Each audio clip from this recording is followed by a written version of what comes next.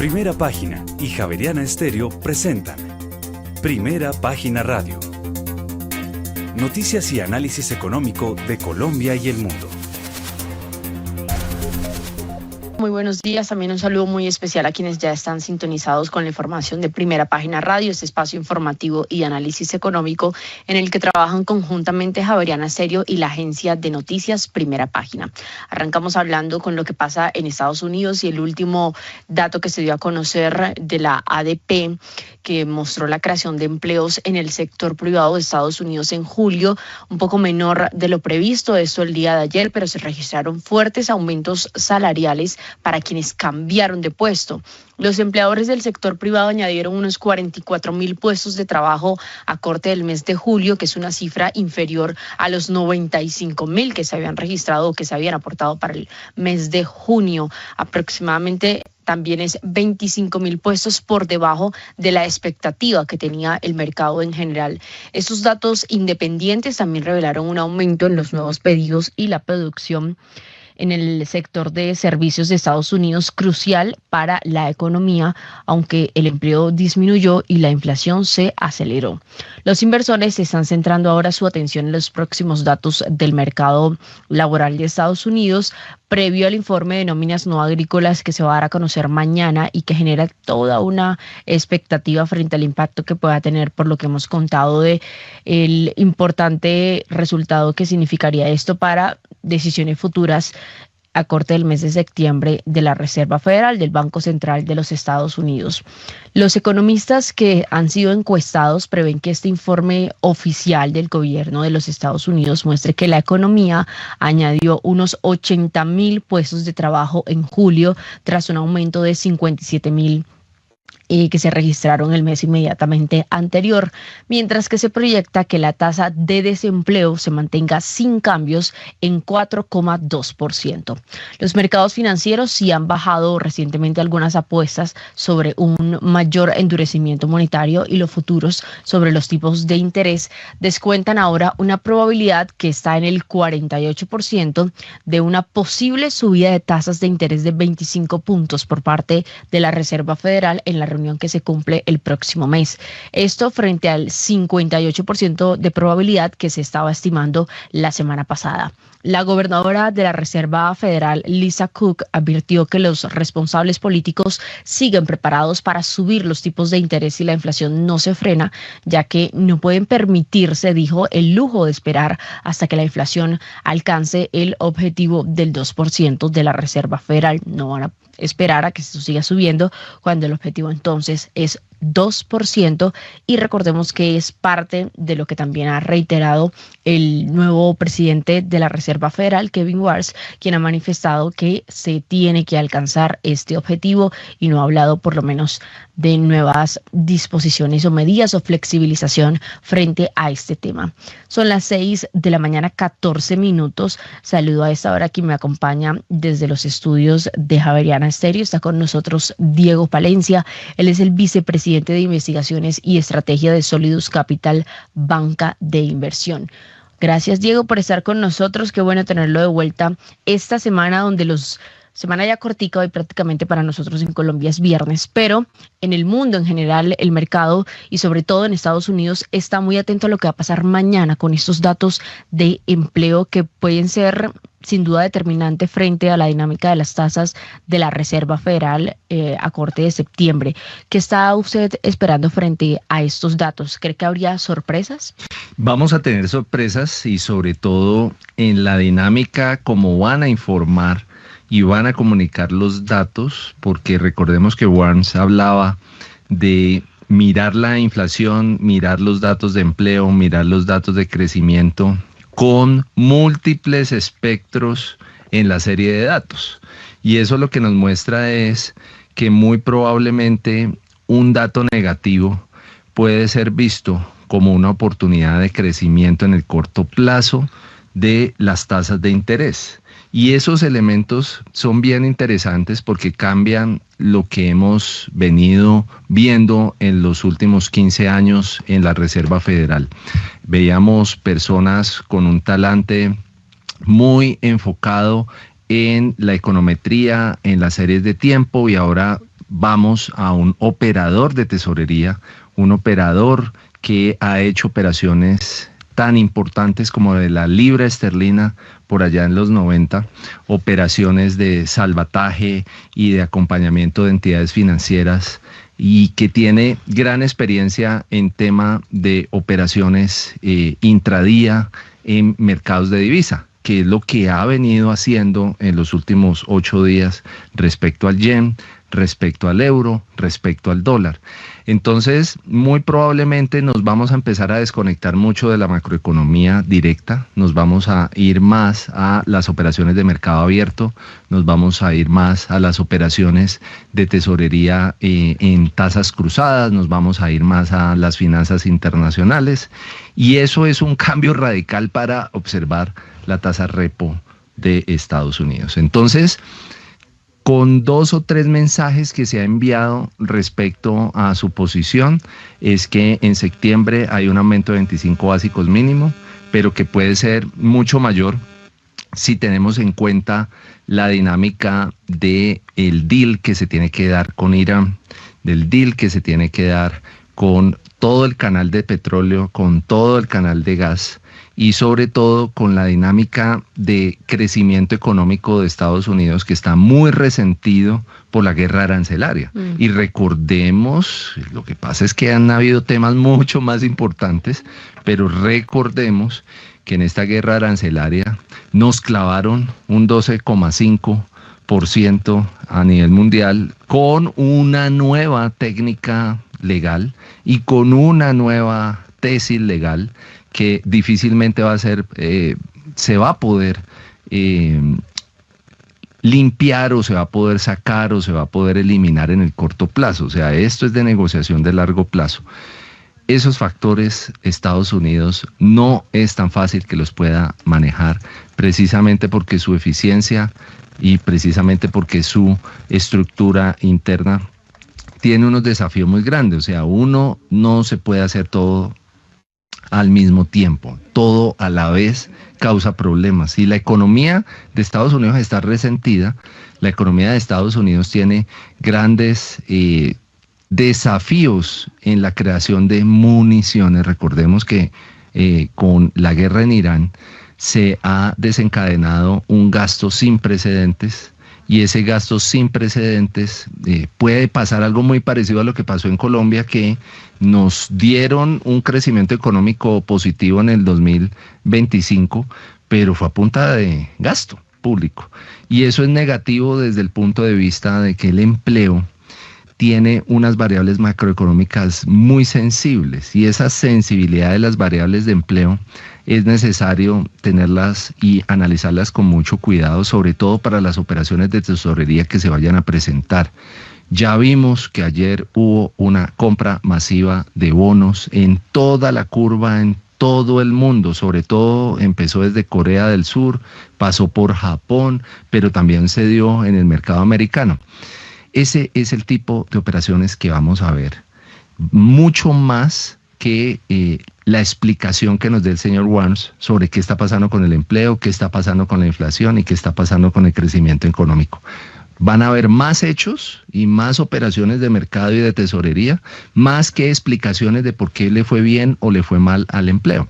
Entonces, es un cambio de paradigma, pero es un cambio de paradigma que desde mi punto de vista y opinión personal es muy bueno, porque definitivamente Estados Unidos es el eje transaccional, y el dólar es vital para poder estabilizar euro, para poder estabilizar yen, y sobre todo los que vamos a recibir todo ese baldado de agua fría, porque vamos a tener que, alguno tiene que pagar, se van a desplegar, y es para Latinoamérica. Entonces hay que tener mucha atención. Ese dato de mañana es un dato bastante complejo, pero va a generar mayor expectativa ¿y qué va a hacer en tesorería? ¿Va a comprar bonos? ¿Va a emitir? ¿Va a hacer operaciones repo? ¿Va a hacer carruseles? ¿Qué operaciones de tesorería va a hacer el señor Warnes mientras llega la toma de decisiones de tasa repo. Y es decir, finalmente, Diego, perdón que le interrumpa. Usted ha dicho que la dinámica que vamos a tener ahora o este cambio con la nueva llegada del señor Wars es un poco, hablaba de econometría y de tiempos de serie, que es un poco el estudio de utilizar la estadística para analizar los datos reales. Vamos a pasar de eso, que me imagino que es un poco lo que hace también acá el Banco de la República, a hechos. A una dinámica diferente relacionada con... Voy a comprar y voy a vender. Okay. Pero voy a comprar y voy a vender en función de mover esos indicadores. Entonces ya la historia pasa a segundo plano y ahora se vuelve importantísimo ver y eso qué efecto tiene si empieza a comprar bonos, y eso qué efecto si tiene si se va a seguir emitiendo dólares, y qué efecto tiene si se está endeudando con estas características, y qué efecto tiene eso en el empleo, y qué efecto tiene eso. Esto indirectamente podríamos decir que es una forma implícita de intervenir en la política monetaria para... Muy empírica, muy de tesorería, que es fundamentalmente lo que pasó en Colombia con los francos suizos, los famosos. Y entonces decíamos, ¿cómo se te ocurre hacer semejante bestialidad? Cuando los indicadores macroeconómicos, el palo no estaba para cucharas.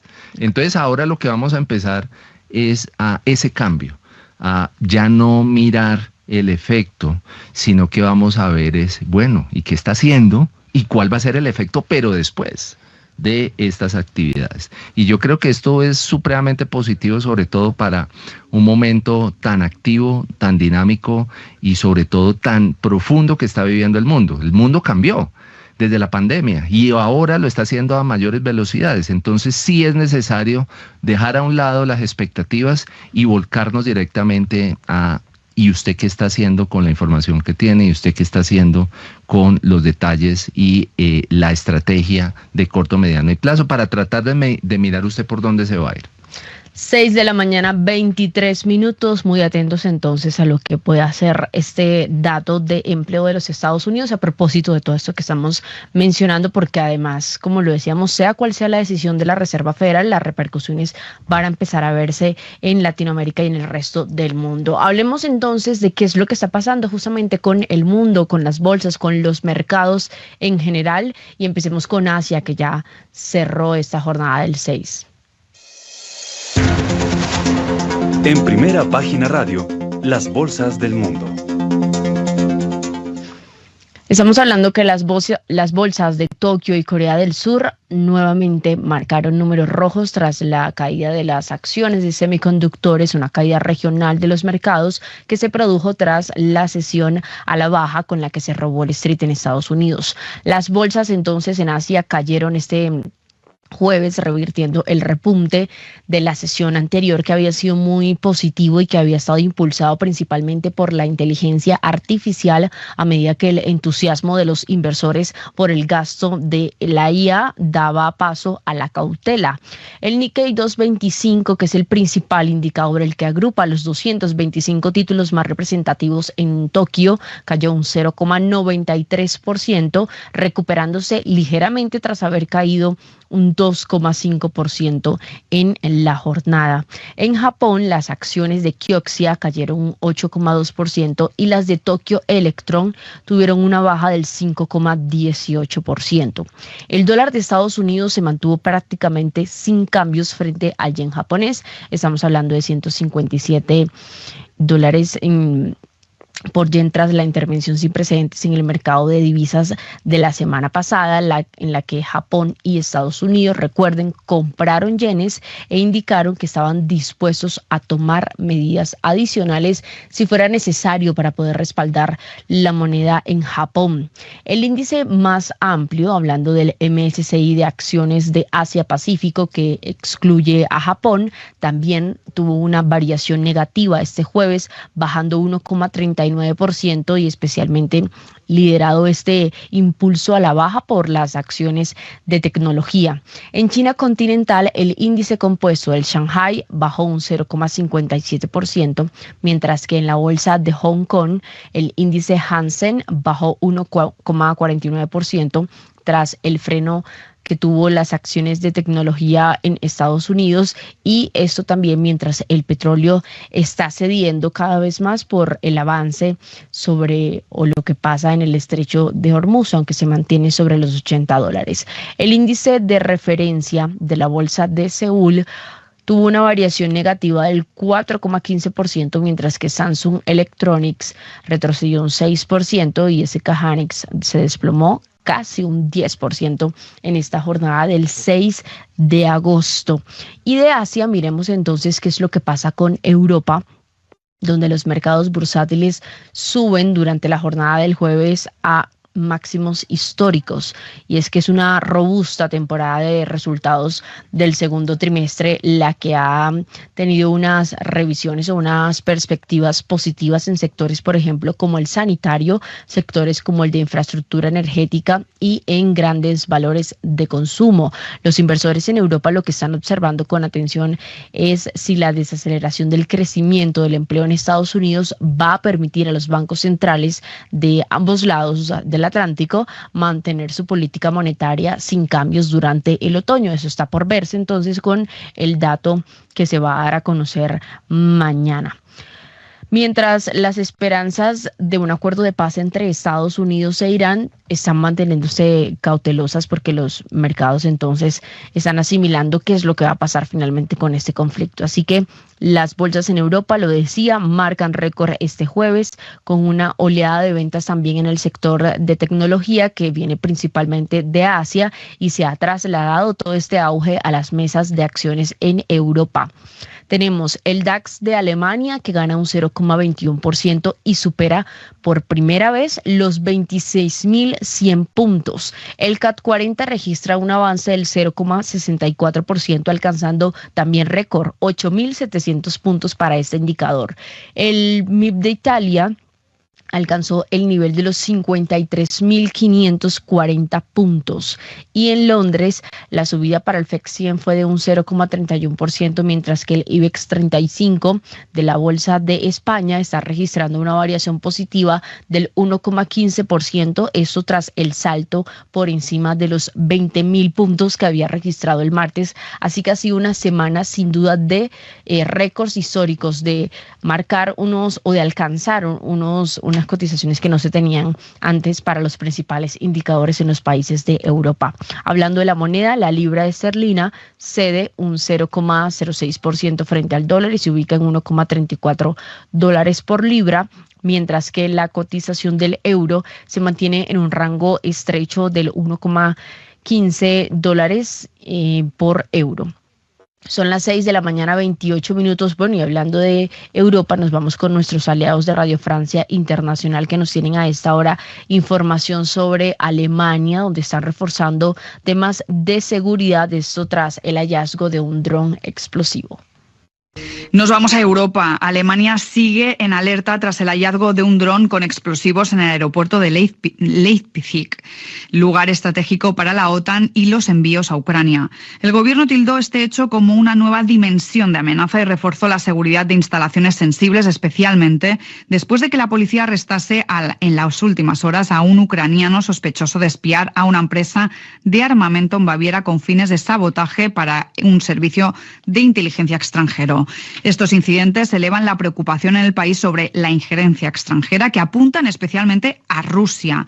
Nuestro corresponsal Sergio Correa nos amplía. Todas son especulaciones menos el contenido de este dron.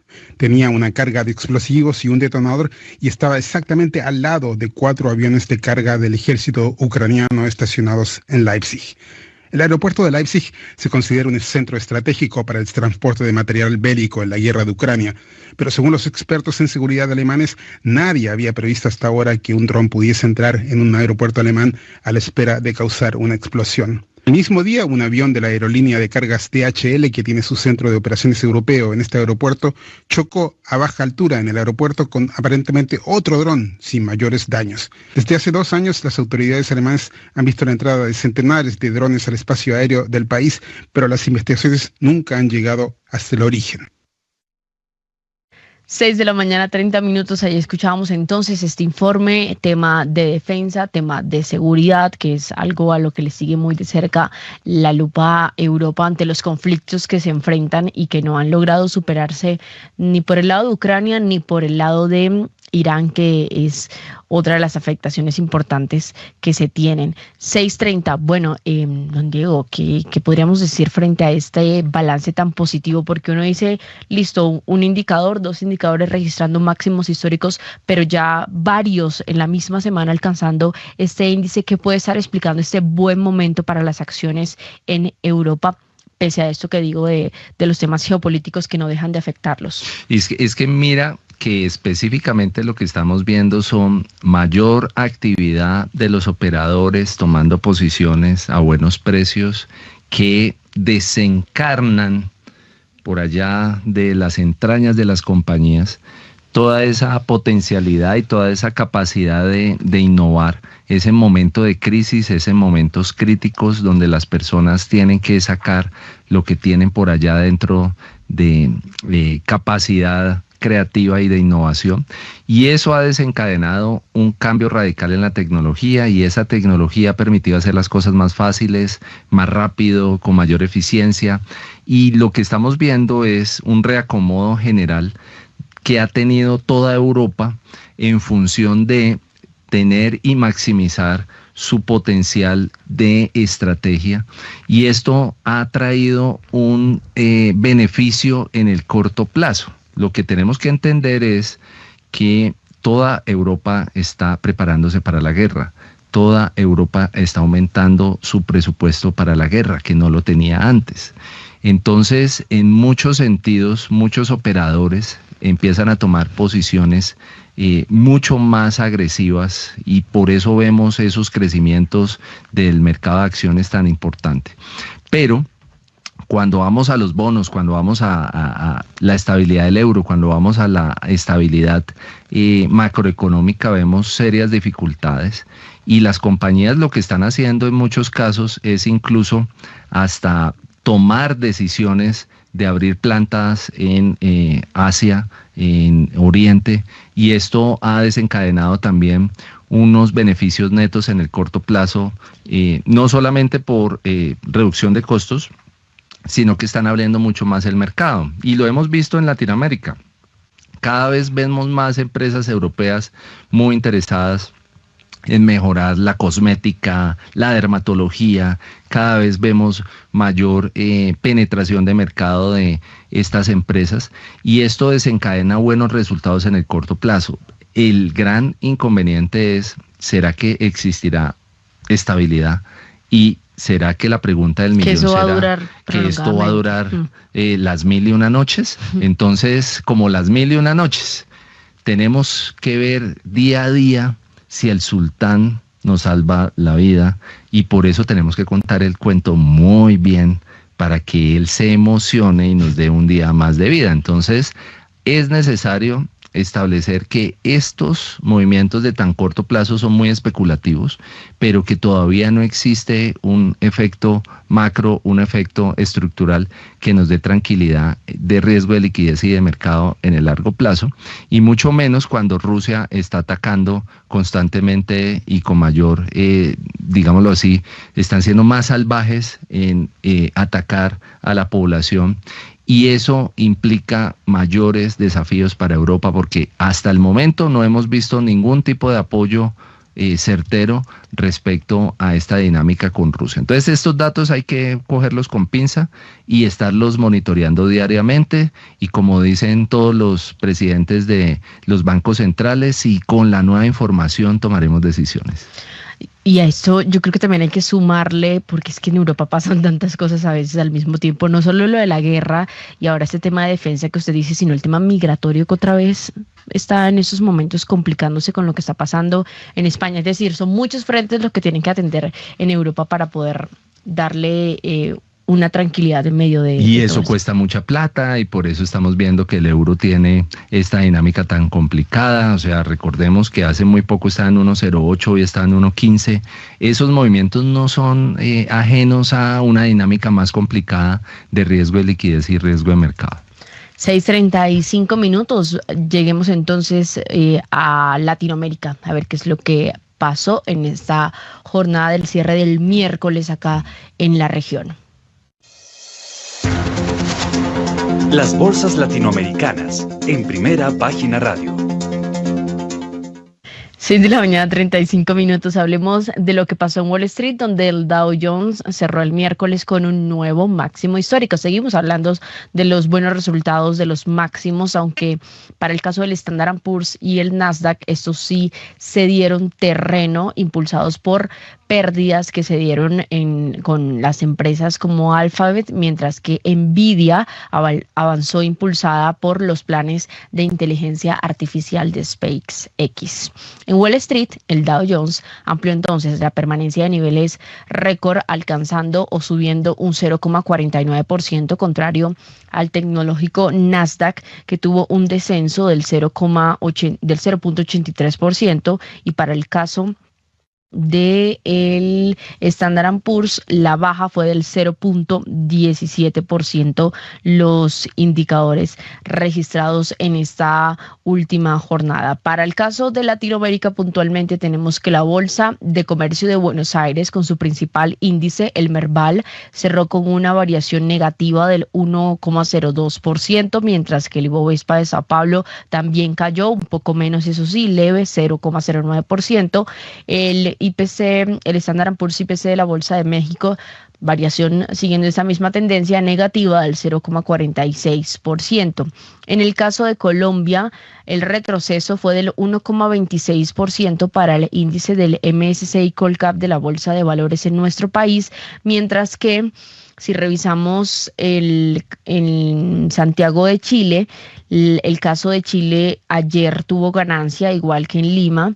En Chile, con el IPSA, fue de una recuperación del 1,47%, y para el caso de Lima, tenemos que el MSCI NUAN de este país registró una variación positiva del 0,81%. Y regresamos con nuestros aliados de Radio Francia Internacional, esta vez para hablar de lo que pasó en las últimas horas en Estados Unidos, con un avance del ala progresista del Partido Demócrata, con una victoria puntualmente que se dio en Michigan. Recordemos que va a haber pronto elecciones en Estados Unidos y esto es determinante lo que va pasando en los meses previos. En Estados Unidos, el izquierdista del Partido Demócrata, Abdul El-Sayed, ganó la elección primaria en Michigan. Será el candidato para la elección al Senado. Durante su campaña, El-Sayed se ha caracterizado por sus críticas contra la política israelí en Gaza. Nuestro compañero Rafael Morán nos analiza su perfil en Noticias de América. Abdul El-Sayed, un médico de 41 años, ganó la primaria en Michigan con un resultado ajustado. Durante su campaña, El-Sayed defendió un sistema de salud universal, propone eliminar la temida policía migratoria ICE, pide que Estados Unidos retire su apoyo militar a Israel y criticó a su rival demócrata Haley Stevens por haber recibido más de $30 millones de una organización pro-israelí para su campaña. Ernesto Calvo, profesor de política de la Universidad de Maryland, ve en esta designación de El-Sayed por los electores demócratas una victoria adicional para el ala izquierda del partido. Ya vimos con Mandami en Nueva York que este grupo se ha ido fortaleciendo y este resultado en Michigan muestra lo mismo, con la diferencia importante de que Michigan es un estado muy competitivo y un candidato que está a la izquierda del Partido Demócrata no necesariamente gana en el estado. Entonces va a ser interesante ver cómo se desarrolla no la primaria sino la elección general en Michigan. 6:39 a.m. Allí escuchábamos entonces la información frente al tema de las elecciones que se cumplen en noviembre en Estados Unidos y que también van a ser determinantes para medir pulso político del presidente Donald Trump. 6:39, bueno, Latinoamérica, Diego Palencia, y ese tema de las elecciones, porque es tan importante frente a lo que pase y a tener, pues, a saber lo que va a hacer de aquí para adelante con Donald Trump. Es que cuando vemos cuáles han sido los puntos de negociación del gobierno Trump en general, vemos una disonancia cognitiva respecto a el apoyo que ha recibido de los demócratas O sea, no existe hasta el momento una capacidad de negociación con el Partido Demócrata. Antes, por el contrario, lo que ha sucedido es una pelea continua y todo es culpa del anterior presidente y ya sabemos todos esos discursos. Y esto ha desencadenado dos efectos muy negativos en el corto plazo, y el primero es que las condiciones macroeconómicas de Estados Unidos, a pesar de que han tenido cierto efecto positivo en el corto plazo, han retirado absolutamente todo el apoyo. Recordemos que USAID se volvió ya una oficina menor. Antes era la oficina más importante para Latinoamérica. Entonces estamos viendo que cada vez estamos quedando más solos. Pero tenemos la ventaja de que las instituciones como el Fondo Monetario Internacional, como la CAF, como el BID, han estado muy activos y han tomado ese papel protagónico en el corto plazo. Estamos viendo que Argentina está recibiendo un apoyo muy importante del Fondo Monetario Internacional.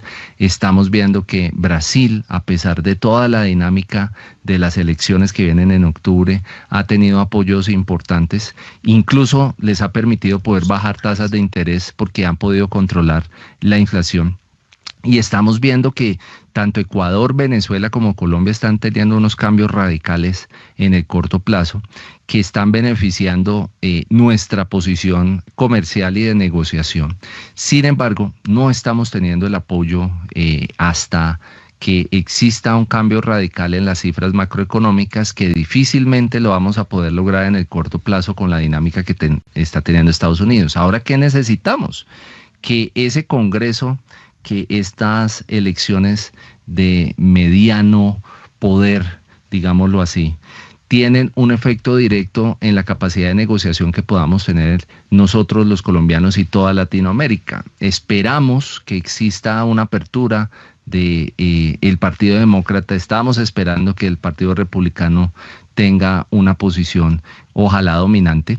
Sin embargo, esas dos posiciones, tanto demócratas como republicanas, van a tener un trabajo muy complicado, porque es negociar cosas que no han tenido el proceso de acompañamiento. En muchos casos vamos a ver a un Donald Trump completamente desencajado con todos los poderes judiciales, vamos a verlo desencajado con el poder legislativo, y esos dos elementos son los complicados. Ver al que está tomando las decisiones, no tener una conexión directa, implica que muy probablemente podemos tener sorpresas de que el Partido Demócrata gane algunas posiciones que los republicanos van a perder, y esos detalles nos tienen que importar muchísimo, y por eso tenemos que estar muy atentos.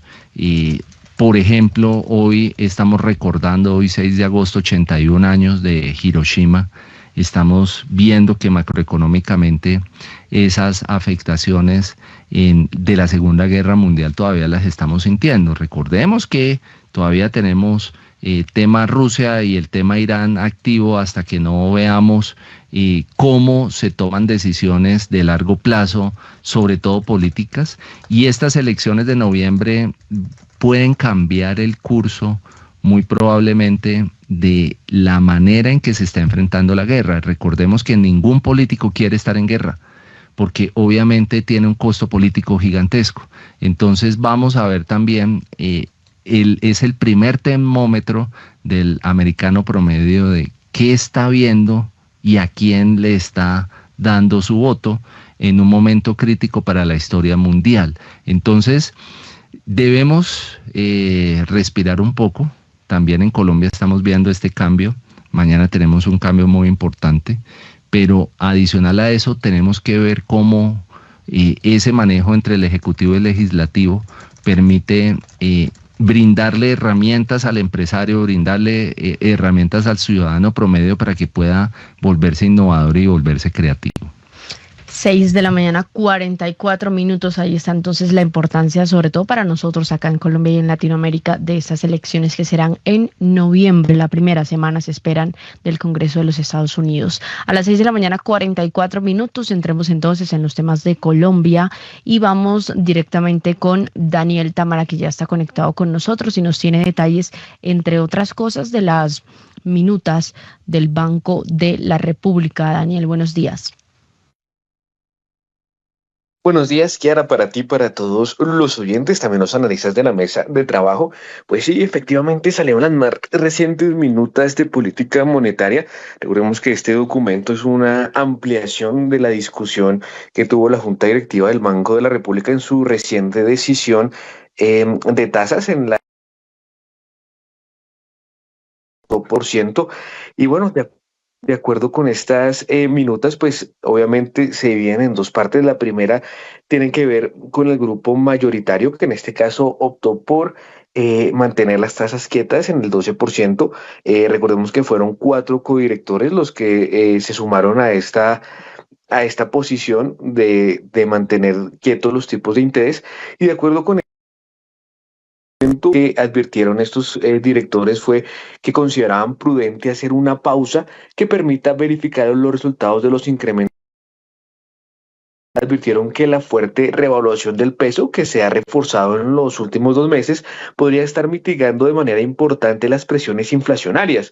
Consideran que la tasa de interés alcanzada tras los aumentos acumulados de 275 puntos básicos en el primer semestre del año implica una política monetaria claramente restrictiva que deberá conducir a un proceso de convergencia de la inflación hacia la meta durante 2027 y la primera parte de 2028. Asimismo, subrayaron su preocupación sobre el impacto que podría tener un nuevo incremento de las tasas sobre la tasa de cambio, puesto que al ampliar el diferencial frente a la tasa de interés externa, coadyuva con otros factores a promover mecanismos de carry trade que incentivan, en este caso, una apreciación del peso que puede ser insostenible y generar volatilidades que no convienen a la economía colombiana.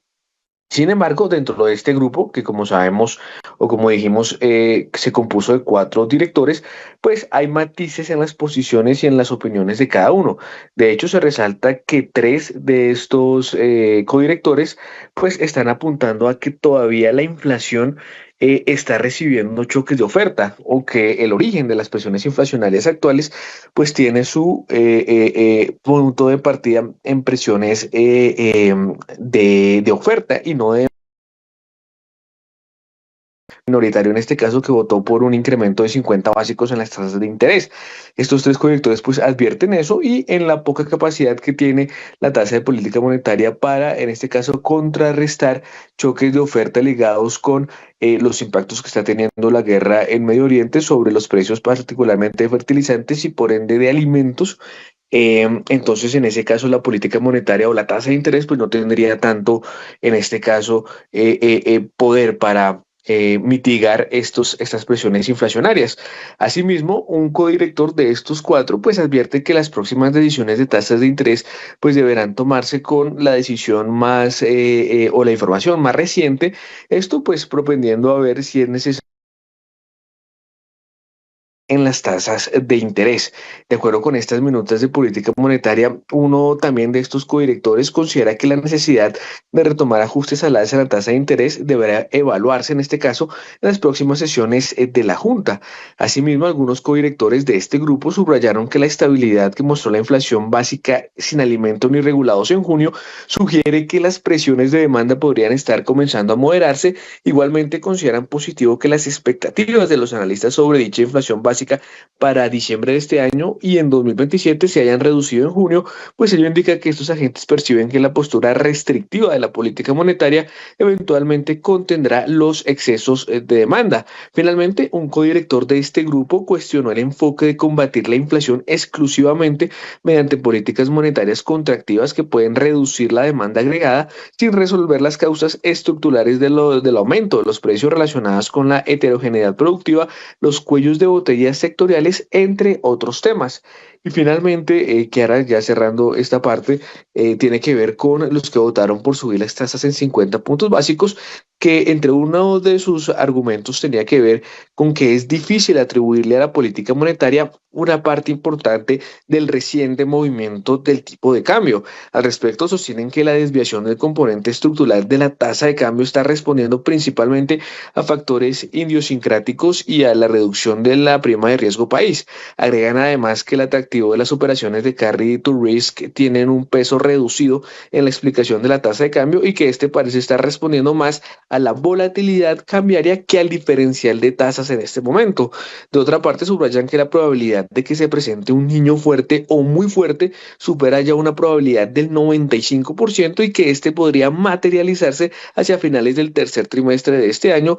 Consideran además que es razonable incluir la materialización de este riesgo en el escenario más probable de proyección y adoptar con antelación más bien las medidas de política monetaria requeridas para limitar el contagio de este fenómeno a todos los precios de la economía, lo que podría producirse a través del incremento de las expectativas de inflación. Aclaran que la actual postura de política monetaria medida a través de la brecha de la tasa de interés real ex ante, que descuentan las expectativas de inflación de la tasa de interés nominal y la tasa de interés neutral, es prácticamente la misma que se tenía hace un año o si acaso algo menor que ahora. Entonces estos son como los argumentos de los dos grupos. Recordemos, un grupo que vota por mantener las tasas de interés y otro grupo que vota por incrementarlas en 50 puntos básicos. 6 de la mañana, 51 minutos. Gracias, Daniel. Diego Palencia, de Solidus Capital Banca de Inversión, está con nosotros, acompañándonos, analista hoy invitado. Bueno, ¿usted esperaba que dejaran quietas las tasas el Banco de la República o qué estaba esperando y ahora cómo ve el panorama de cara a la próxima reunión? Fue una sorpresa y definitivamente fue la despedida de este ciclo en el corto plazo. Recordemos que se hizo todo por dejar para bajar las tasas de interés, se hizo todo por tener una afectación directa sobre las economías y eso desencadenó muchos efectos desde todos los frentes. Infortunadamente, los efectos de estos cambios los vamos a ver ahora al cierre del año y al comienzo del primer trimestre del 2027. ¿Por qué razón? Porque vamos a ver una inflación al alza.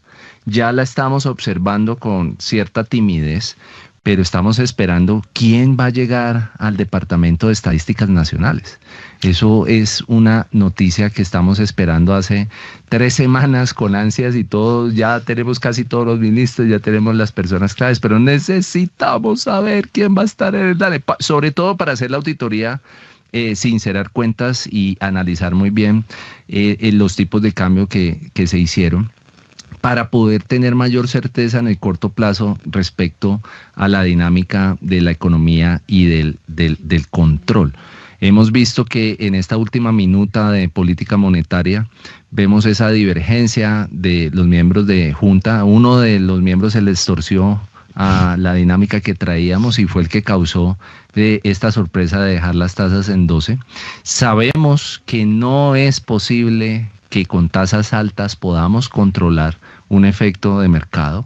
Recordemos que la política monetaria es exclusiva de la demanda, pero cuando tenemos problemas de oferta, que es lo que estamos teniendo en este instante, por Irán, le tenemos que prender una velita todavía para que el precio del petróleo siga así de alto. O sea, a nosotros somos los primeros beneficiados de que el estrecho de Hormuz esté cerrado. Pero ¿y hasta cuándo que nos dure esta dicha del precio? Es muy temporal y por eso es que estos efectos en la tasa de interés teníamos que subirlas cuando podemos. Eso es ser el adulto responsable. Entonces, un adulto responsable es aquel que tiene la capacidad de tomar la decisión responsable a pesar de que le duela. Entonces necesitamos, y esto cada vez es más importante de comunicar, ese cambio alta, porque esto que está pasando en este momento es una enfermedad holandesa, y las enfermedades holandesas traen grandes problemas, y sabemos que esta bajada del dólar no es por factores estructurales, es algo muy temporal. Entonces, cuando tú juntas estos dos elementos, ves a los codirectores del Banco de la República teniendo esas posiciones extremas.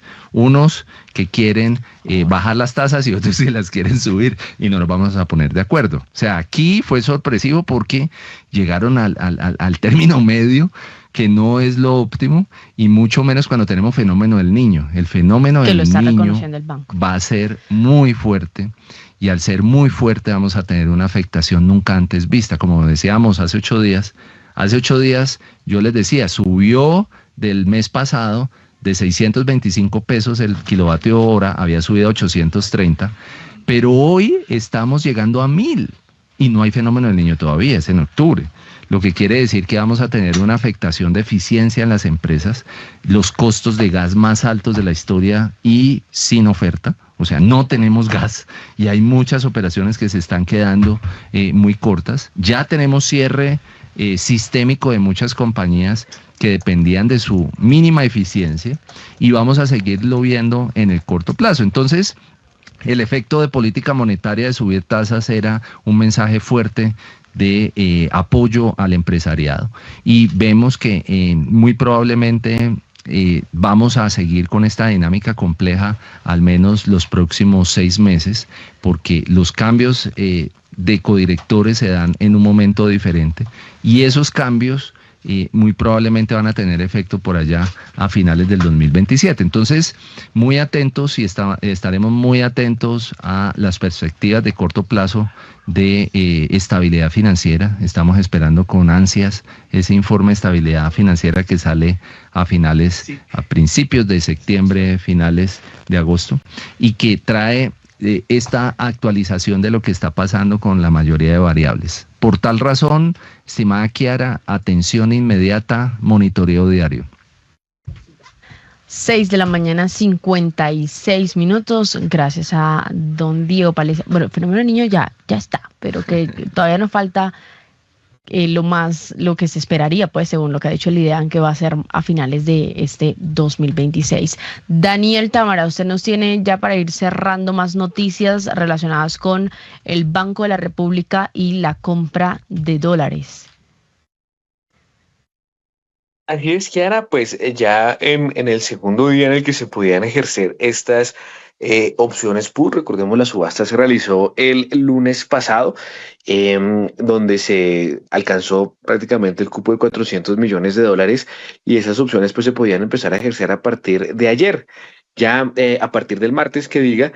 Y ya en lo ocurrido de estos 2 días en el que ya el banco podía ejercer estas opciones para comprar los dólares en el marco de este programa de acumulación de reservas internacionales, pues el resultado más reciente nos muestra que ayer el banco adquirió alrededor de $65,1 millones. De esta forma, en 2 días, el banco ya adquirió alrededor de $319,4 millones, porque recordemos que el martes había comprado cerca de $253,4 millones. Teniendo en cuenta que el cupo es de alrededor de $400 millones para agosto, todavía faltarían por ejercer cerca de $80,5 millones de aquí a que se termine pues el mes, es decir, al 31 de agosto. Recordemos que la meta del banco es hacer compras de dólares por hasta $4.000 millones a través de este mecanismo de subastas de opciones put. Las subastas serán mensuales y el cupo pues será definido cada mes por el Banco de la República. En el caso de agosto, como decimos, el cupo fue de $400 millones y queda entonces por ejercer cerca de $80,5 millones en lo que resta de agosto, dado que ya con corte a ayer pues ya se ejercieron alrededor de $319,4 millones.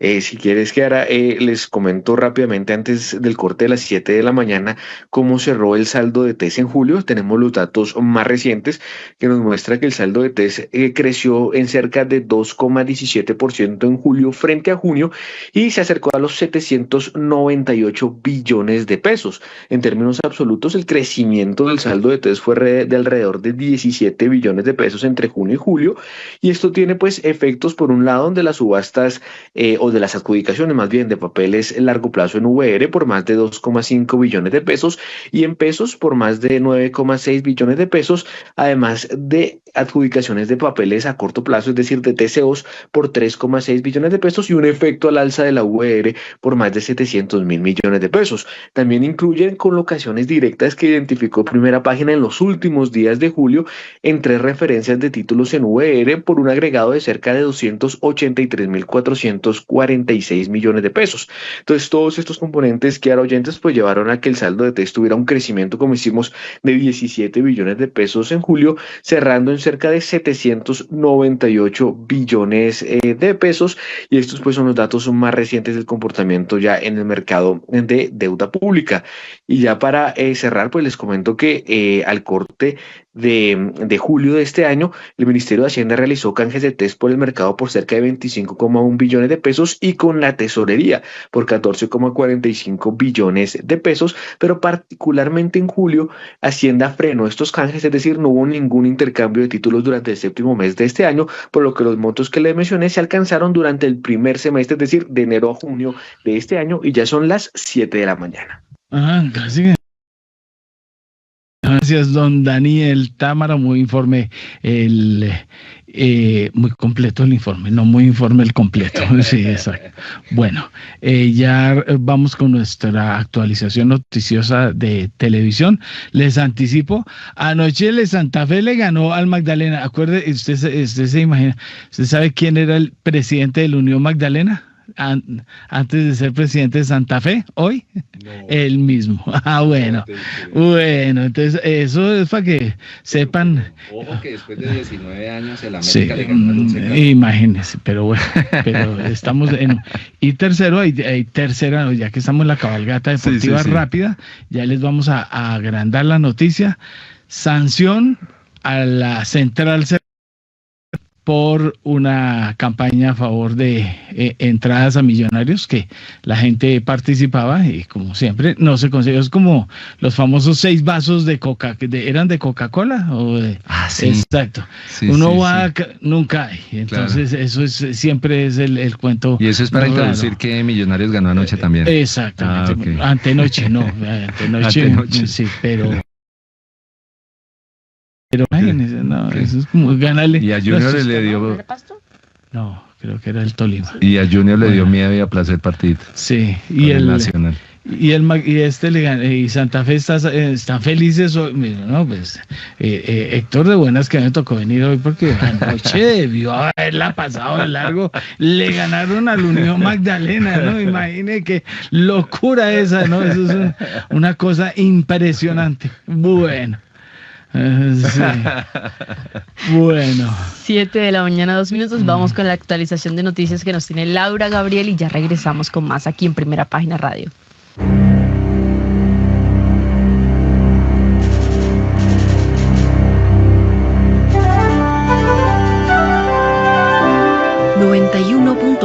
Javeriana Estéreo, Bogotá. HJKZ. Sin fronteras.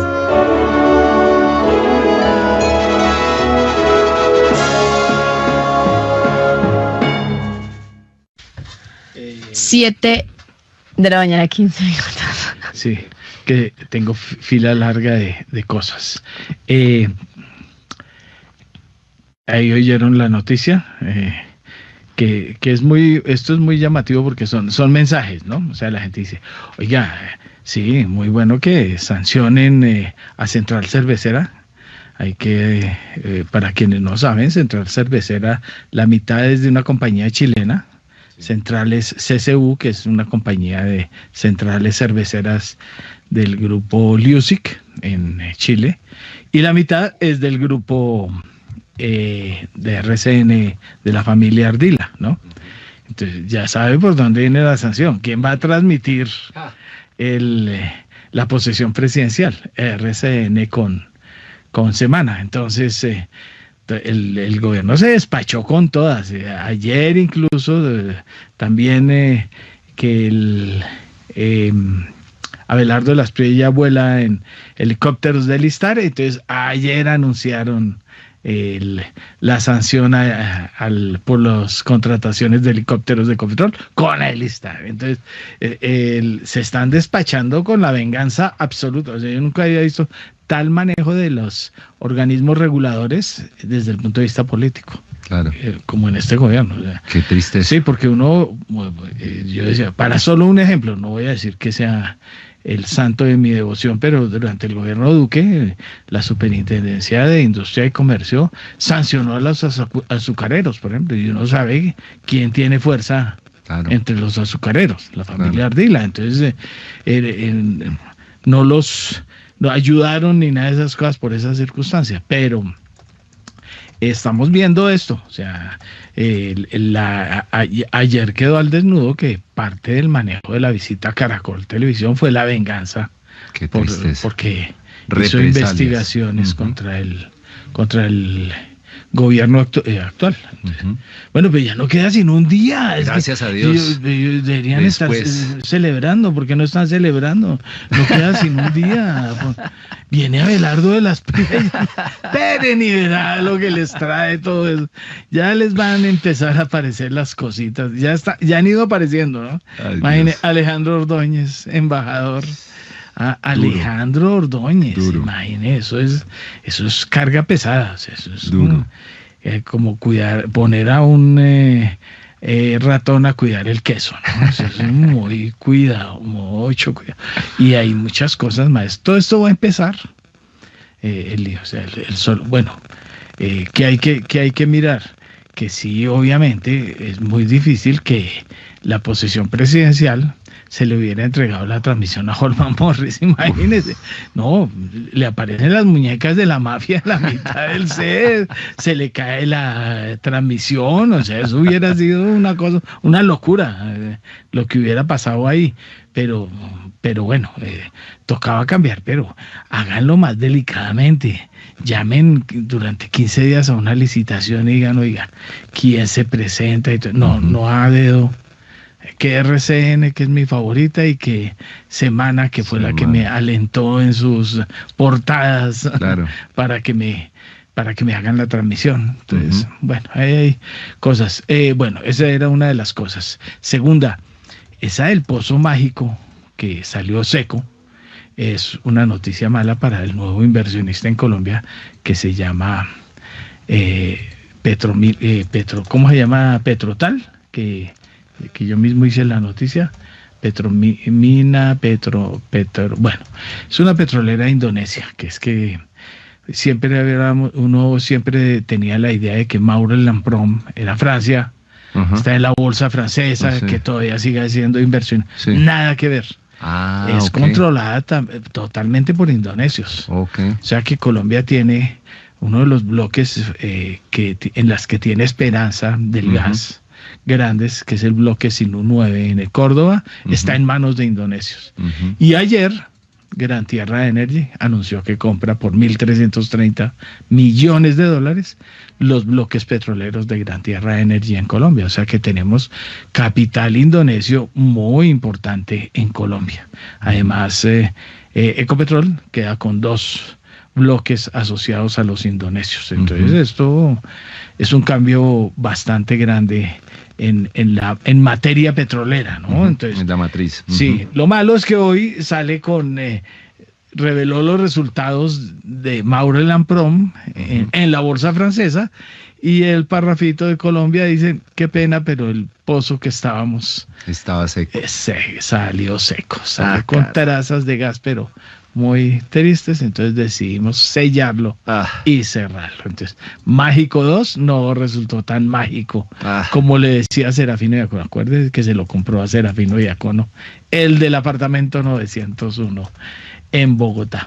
Esa era la segunda noticia. Había otra noticia. ¿Cuál era la otra para la que íbamos? Santa Fe. Ya salimos, porque ya contamos lo de la SIC y cuál es el trasfondo. O sea, fuera de la contratación y todo, que esto es una locura lo que está pasando. Igual Rolando, si quiere emplear esa por bueno, Rolando, venga, cuénteme exactamente qué fue lo que pasó, porque es que a mí siempre me ha llamado la atención. Cada vez que sale Coca-Cola con las tapas, cambie esto, haga eso. Nunca hay. Uno va a cualquier sitio y nunca encuentra los vasos, lo que le iban a dar, nada de las cosas. Y eso pasó exactamente con Central Cervecera, ¿o me equivoco, don Rolando Lozano? Sí, señor, en este caso, buenos días, fue el acceso oportuno a la boletería para partidos millas por millos, que se ofreció pues bajo campañas publicitarias. Esto fue en el año 2024. Entonces la superintendencia le pidió a Central Cervecera, que es de recordar que es una empresa propiedad 50% del Grupo Postón y 50% de CCU de Chile, y produce la conocida marca Andina, que también Andina es el patrocinador oficial de Millonarios, y pues la marca al cual gira alrededor toda la promoción institucional de Millonarios. Pues hubo cerca de unas 5.000 quejas sobre la campaña también Bienvenida Azul, y pues sí, que no se incumplen los términos o no se accede a la boleta o cambió los plazos a última hora, y entonces hubo quejas en la superintendencia, y así encontró que numerosos consumidores no recibieron los códigos necesarios para tramitar sus entradas, no recibieron las boletas en una localidad distinta a la de su abono, pero a pesar de haber cumplido todos los requisitos nunca llegaron a recibir una entrada. Es una multa de 702 millones de pesos. Nada, para el cuento. Le cuento que sí. Como la Superintendencia de Industria y Comercio de Zanahoria y Garrote también acaba de exonerar a la compañía alemana Adidas, o a su filial en Colombia, según lo que informó más temprano, por no reportar le abrió investigación por una operación que hizo en el 2022 de la compra de los activos de Reboot en Colombia, pero al final determinó que esa transacción, que también era a nivel mundial, no debía ser informada a la entidad, y por lo tanto pues finalmente archivó el caso y decidió no multar a Adidas Colombia ni al actual operador de los almacenes Reboot en Colombia. Listo, buenísimo. Bueno, ahí está. Bueno, para mi gusto, como aquí no nos acomodamos a pautas comerciales para la información que debemos dar, muy flojita la cerveza andina, ¿no? Es agua, sí. O sea, eso es muy flojo, o sea, eso no emociona a nadie, ¿no? Y no sé qué anda con Millonarios. Bueno, Millonarios sí me emociona, pero sí, pero no sé en qué anda en Millonarios, pero bueno. La Budweiser está también. ¿Cuál es? Budweiser. Sí.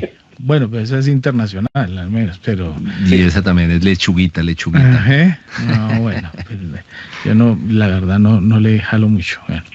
Pero bueno, entonces, ahí tenemos 7:25 de la mañana, veo a don Nelson Vera Concha ya conectado.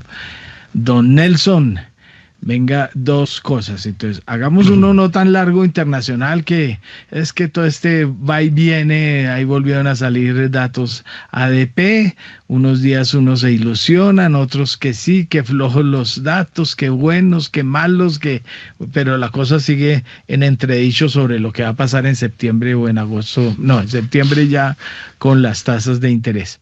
Pero el cuento más tiene que ver con las minutas del Banco de la República, si las vio, la división interna sobre la decisión reciente. Cuénteme su historia a esta hora, don Nelson, y bienvenido. Buenos días, Héctor Mario, mil gracias por la invitación, colegas de la mesa. Sí, evacuemos el tema internacional, que creo que frente a lo que discutimos la semana pasada, no ha pasado mucho diferente a que acá en los Estados Unidos tenemos una dificultad, se habla mucho, mire cómo se ponen de moda los términos, ¿no? La semana pasada dijimos que el mercado está teniendo alguna dificultad para digerir cuál es la nueva postura monetaria que trae el entrante gerente Ward, que quiere decir menos, tratando de bajarle el grado a la precisión espuria de las proyecciones del mes a mes, lo cual, pues conceptualmente en principio, luce adecuado en la medida que usted no quiere dar guías futuristas como se dieron en la década pasada de excesivo uso del forward guidance, que en últimas usted ataba las manos de la política monetaria. Y eso es una discusión que nos podríamos tardar toda la mañana.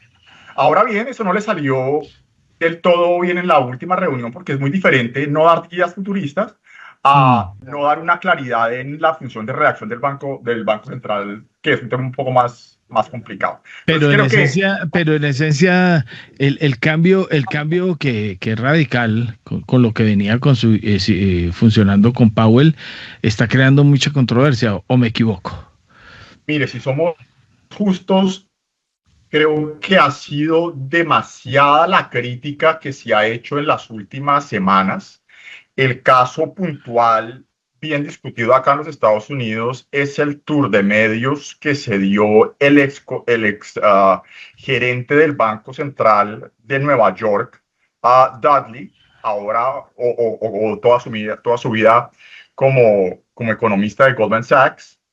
Me parece que tiene algunos puntos de razón en lo que le estoy mencionando, en que en algún momento, y mire lo que le dijo directamente el ex codirector Dudley al entrante gerente Warsh, que en algún momento la retórica antiinflacionaria no era suficiente si usted no acompañaba eso con acciones de incremento en su tasa de intervención, la Federal Funds Rate acá en los Estados Unidos. Le dijo, usted puede, textualmente, terminar siendo un vaquero que sea puro sombrero pero sin el ganado, ¿no?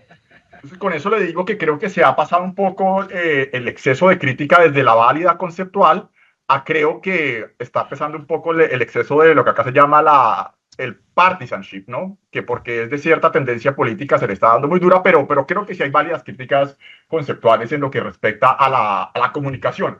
Que una cosa es usted no atarse las manos, guías futuristas, y otra cosa es no proveer suficientes pistas de su postura monetaria prospectiva.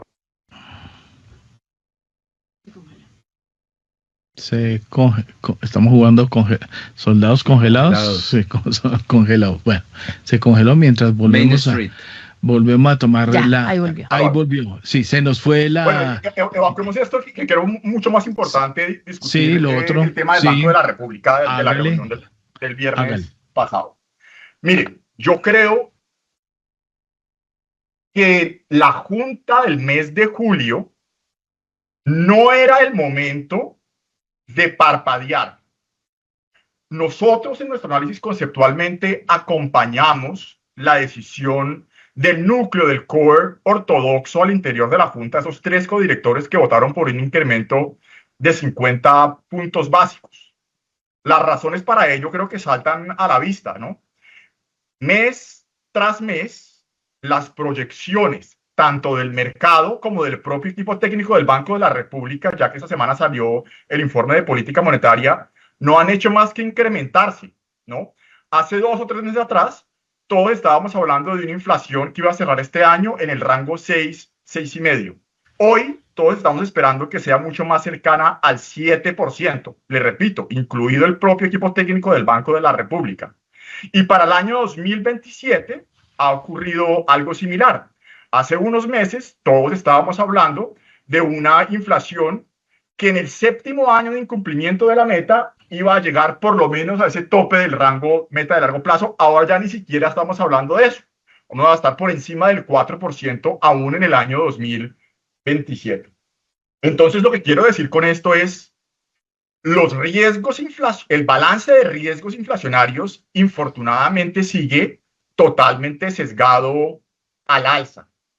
En las últimas 2 semanas caímos, incluidos muchos analistas financieros y algunos economistas, que yo veía esto a la distancia como con algo de resquemor, como si el tema de la apreciación cambiaria de los últimos 3 meses fuera algo nuevo, y llegamos a un grado de histeria la última semana que confluyó con la Junta del Banco de la República, que creo no ayudó mucho a la decisión del codirector pivote, que pasó de estar con la minoría ortodoxa a plegarse a los 4 codirectores que que votaron por quedarse quietos, que no creo que sea una muy buena compañía, dado la precaria razonabilidad conceptual que habían mostrado ese par de codirectores que en meses anteriores propendían por reducciones en las tasas de interés en presencia de este complejo panorama inflacionario, ¿no? Entonces yo creo que todo esto es subsanable en las próximas reuniones, pero no creemos que el mensaje puntual de la Junta de julio haya sido el adecuado. Y le repito,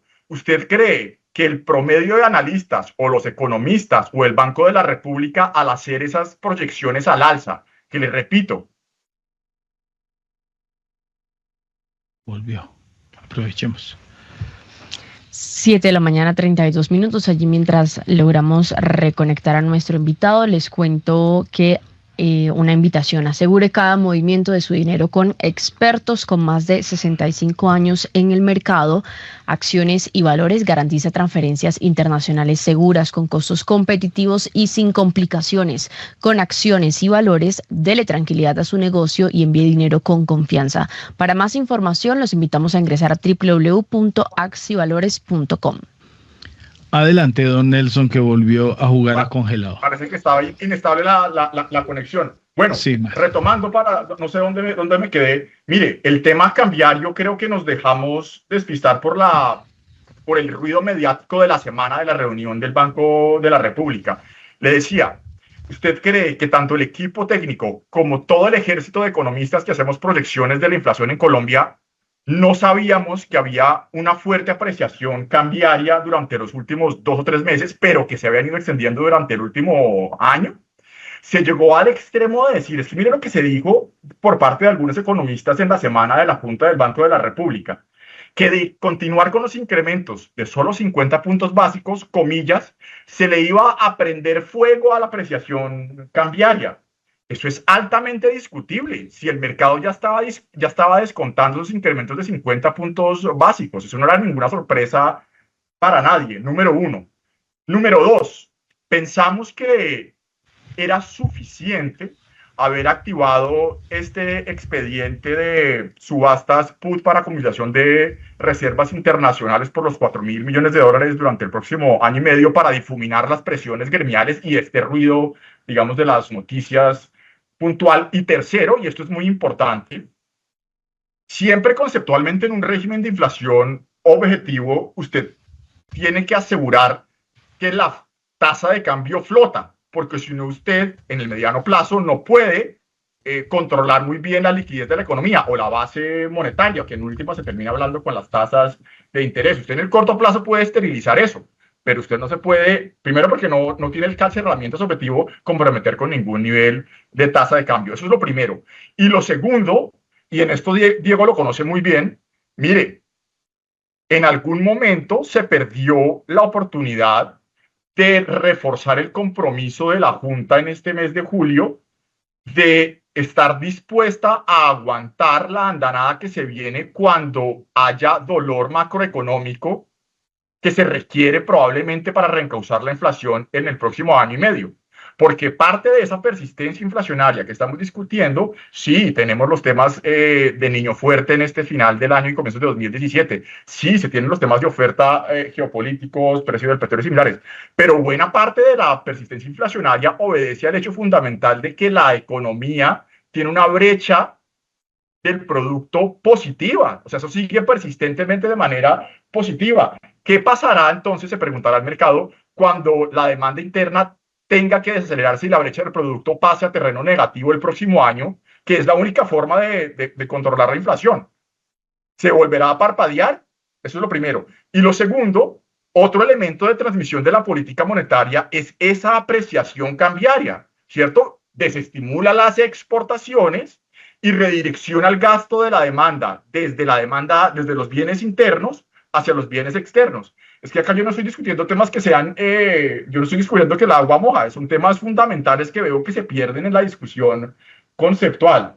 El resumen de todo esto, miren, dado la tensión que tiene hoy día y el grado de desanclaje en las expectativas de inflación, yo creo que no hay alternativa diferente a hacerlo suficientemente contractivo para asegurar el reencauce de la inflación en horizontes prudentes de 12, 18 meses.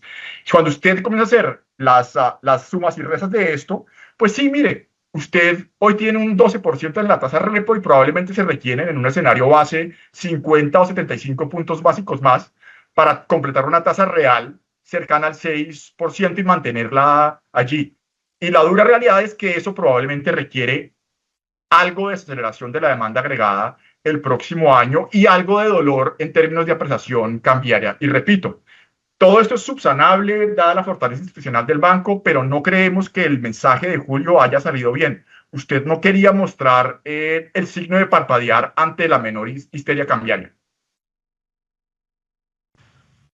Doña Kiara, ¿qué tenemos a esta hora?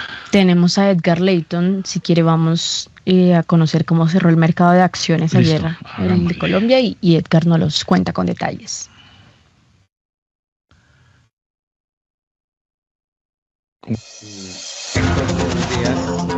En Primera Página Radio, las acciones de Colombia. Así es, pues en la más reciente jornada bursátil local el índice MSCI Colcap restó 1,26%, 2.344,80 unidades. Los montos estuvieron más o menos bonitos, 181.000 millones de pesos, 182.000 millones, con Ecopetrol punteando. Este título movilizó 82.000 millones de pesos, repuntó 1,33% en su precio a 2.595 pesos. Preferencial Cibes movió 17.000 millones de pesos, Preferencial Grupo Argos 16.000 millones de pesos y Colcap 10.000 millones de pesos y de ahí para abajo menos de 9.600 millones de pesos. Al alza Mineros 5,2%, 17.000 pesos el precio de la acción, Preferencial Semargos 3,64%, Pay 1,71% al alza. En negativo, Fabricato 6,41%, recordemos que este es un título que marca precio. Cibes recortó 4,16% e ISA disminuyó 3,59%. Mercado global colombiano, las de siempre, Meta, Nuban, IB01, entre otros, que son las de siempre. No sé si continúo con exclusiva. Hágale con la exclusiva, sí. Pues, Héctor, primero que todo le cuento que se trata de Propal. Y es la noticia que revelamos hace unos minutos, que son 3 en vez de una. Sí, señor, pero pues hay un pequeño orden y es que la Superintendencia de Sociedades, 1, inadmitió la solicitud de liquidación de Propal, ya revela que hay pasivos vencidos por poco más de 771.000 millones de pesos. Ojo, que esto también lo reveló Primera Página. 550 empleos son los que están en riesgo en esta operación. Y como dice el vallenato, no fue 1, ni fueron 2, fueron 3. Carvajal y Propal. Propal también solicitó la liquidación de sus filiales Supapel y Papel Fibras dentro del trámite de insolvencia de la Superintendencia de Sociedades. Carvajal Pulpa y Papel pidió entonces a la Superintendencia de Sociedades decretar la apertura del proceso de liquidación judicial de su subordinada suministradora de papel SAS, conocida como Supapel, y convertidora Papel Fibras SAS, además de solicitar la coordinación de los trámites. Esto es un tema técnico y es que si las empresas son comillas hermanas, pues todas las metemos como una especie de bolsa, no necesariamente para que no reporte que una tiene activos y los activos de una son los pasivos de la otra, sino como ser un poco más transparente. La petición se sustenta en la dependencia del suministro de papel, cuya interrupción operativa por la crisis de la matriz elimina la cadena productiva y la viabilidad de las dos filiales. Esa es la exclusiva que pueden encontrar en primerapagina.com.co y que revelamos hace pocos minutos, Héctor. Entre tanto, Electrificadora de Santander anunció la salida de su gerente y designó como encargado a José Gregorio Ramírez Amaya. Grupo Argos alista o desplegará 500.000 millones de pesos en la readquisición de sus acciones en un plazo de 6 a 12 meses. Ecopetrol culminó la subasta del OPAP para adquirir el 25% de Brava Energy en Brasil. La Bolsa de Valores de Colombia planteó un vehículo de ahorro exento del impuesto y la reducción en las tarifas tributarias, pero mire esto que es más noticia, y es que la Bolsa de Valores también propuso al gobierno entrante incrementar el capital flotante de Ecopetrol al 20%. Hoy, ¿cómo está? Hoy en bolsa se transa alrededor del 10, 5, 11%, pero ya en su momento se aprobó que se fuera hasta el 20%. Estamos hablando de gobierno casi, si no estoy mal, Uribe, y no necesitaría en principio ni COMPES ni CONFIS. Entonces, la Bolsa de Valores dice, ojo, Ecopetrol está lista, y si entra ese restante para sumar el 20% de acciones de Ecopetrol, permitiría generar un mayor movimiento en los índices e incluso recoger dinero, no solo para Ecopetrol, sino para el gobierno nacional. Entre tanto, la Bolsa de Valores de Colombia incrementó a 73,85% su participación en la Cámara de Riesgo Central de Contraparte, y DaviBank proyecta un crecimiento del PIB de 2,4% y una inflación, como lo señalaba Nelson, de 6,9%. Hay otras entidades que lo ven en 7,5% la inflación para este año, pero DaviBank la proyecta en 6,9%. Esas son las principales noticias, y las demás los invito a leer primerapagina.com.co. Héctor Mario. Muy amable, muy completo el balance, don Edgar Leyton. ¿Algún comentario? Pues vemos con preocupación la dinámica de la liquidación de Propal, precisamente porque es un sector altamente sensible, y estamos viendo que el tejido en general del sector azucarero está pasando agua, diciendo hace rato, aceite, y con el precio internacional de el azúcar por debajo de los precios históricos, por allá de 21 o 22 dólares, pues a 14, 15 los niveles de eficiencia son extremadamente bajitos, y esa eficiencia, si le sumamos la tasa de cambio por debajo de los 3.400, 3.500 pesos, pues trae todos esos efectos de enfermedad holandesa tan terribles que ya hemos vivido. Entonces es necesario tener un análisis permanente de las finanzas corporativas, del costo de capital. Definitivamente el nuevo gobierno tiene que tomar cartas en el asunto en los temas de impuesto, porque eso está ahogando a toda la industria. Así es. Bueno, ¿qué más tenemos a esta hora, doña Kiara? Tenemos una invitación para los oyentes para el próximo 11 de agosto, don Héctor. Ese día se va a realizar aquí en Bogotá el Investment Summit de la CFI Society. Esto va a ser en el Hotel Hilton de la calle 72, ahí sobre la 7ª en Chapinero, desde las 8 de la mañana hasta las 4:15 de la tarde, hasta las 4 de la tarde. Ideas, perspectivas e impacto es el tema, digamos, central, pero la jornada tiene una agenda muy completa que arranca desde bien temprano, hablando también de los mercados globales, de la economía, de cómo están las estrategias de inversión. El futuro de la inversión en Colombia es parte de lo que se va a discutir en este escenario, donde además va a estar como uno de los invitados centrales el profesor Aswad Damodaran, quien es un referente internacional en temas de valoración de empresas, es autor de múltiples libros y también es profesor de la Universidad de Nueva York. Va a estar entonces aquí presente en Colombia este 11 de agosto, así que es una gran oportunidad el próximo martes para que las personas se registren directamente en la página de la CFI Society Colombia, CFA. Ahí ingresan y encuentran toda la información del registro para poder garantizar su asistencia a este espacio que, como lo mencionaba, es el Investment Summit de la CFI Society Colombia, que va a ser este martes. Ya quedan pocos días, así que más vale ir ingresando para no perderse la oportunidad y registrarse. Así es. Bueno, ¿qué más teníamos a esta hora? Acaban de salir los resultados de Tecnoglass. Me toca, ¿no? Porque es que como ¿qué día tenía una queja en la pelea judicial en la que estamos otra vez con Tecnoglass, que tiene que haber una decisión de un tribunal en breves horas. Alentado por el abogado, ¿no? O sea, acuérdense, notificación el día que salieron los resultados electorales, ese día se notificó que volvían las acciones judiciales contra Primera Página. Entonces, esto es información relevante, a ellos les toca publicar, están publicando. Entonces se quejaban de que los publicábamos mucho, pero todos los días acabamos de hablar de las empresas de bolsa, todos los días hablamos de Bancolombia, ayer salieron Mineros, ¿qué más sale? Argos, cambio de Tran, Ecopetrol, todos los días se habla de las compañías. Como cotiza en bolsa, es una empresa pública, empezando por ahí. Pero bueno, dejemos el cuento, pero entonces, cayeron las utilidades 55%, entonces... Esta tarde cae la acción de Tecnoglass, entonces, es que Primera Página, no, ahí está.